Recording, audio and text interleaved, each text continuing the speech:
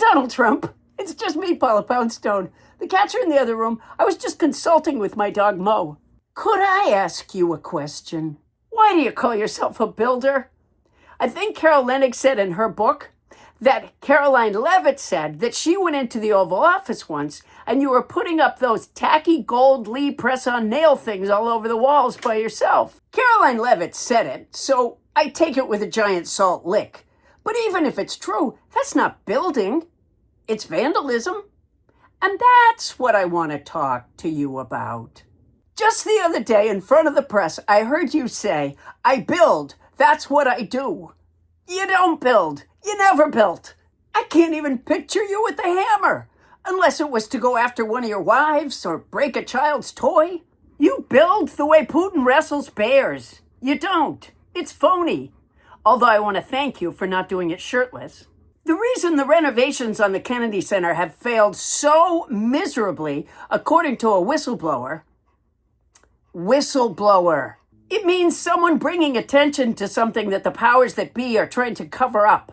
According to the whistleblower, you gave out no-bid contracts and rushed the renovations so you could star in televised events there in December.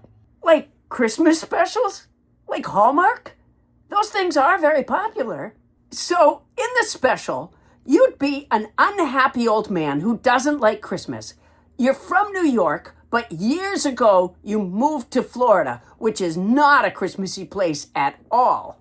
One December morning, after a night of not building, you wake up in your bed, you swing your legs over the side of your bed, and your cankles are so big they look like you're wearing floaties. You stagger to the mirror, the one on the wall, not the one over the bed, and for the first time, you see what we see.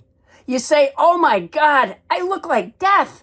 Right then and there, you decide to take a train trip back to New York City. You arrive. The snow is coming down. The lights are festive. You feel warm despite the cold. You go into a bodega, and the owner, Ernesto, recognizes you. Hey, unhappy old man who doesn't like Christmas. Where have you been? What have you been doing? I've been in Florida, building, you say. Really? That's strange, because you never built when you were here. You said you built, but you never did. You wrecked some stuff, but you never built, Ernesto says. You walk out onto the street and you notice that the Empire State Building is laying on its side because there's a construction project going on, and that's the only way to really measure. You look up, and there, in the light of the Rockefeller Center Christmas tree, you see your second wife. Your eyes lock. She walks towards you. The music swells. She says, hey, unhappy old man who doesn't like Christmas.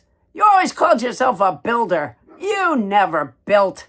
Not only that, we had an incredibly expensive tile floor put in the bathroom, and you had it jackhammered out because you didn't like beige.